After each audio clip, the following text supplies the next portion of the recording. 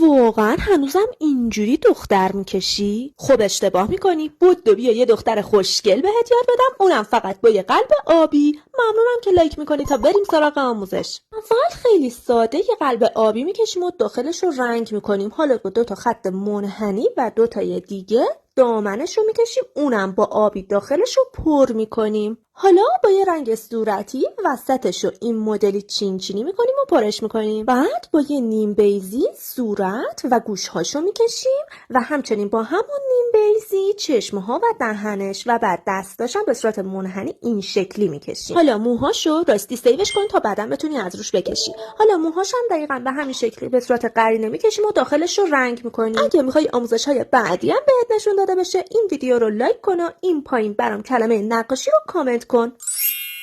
میدونی که اگه فالوم نکنی گمم میکنی، چون میتونی تو دوره رایگان نقاشی فانتزی شرکت کنی. پیام بده عضوت کنم.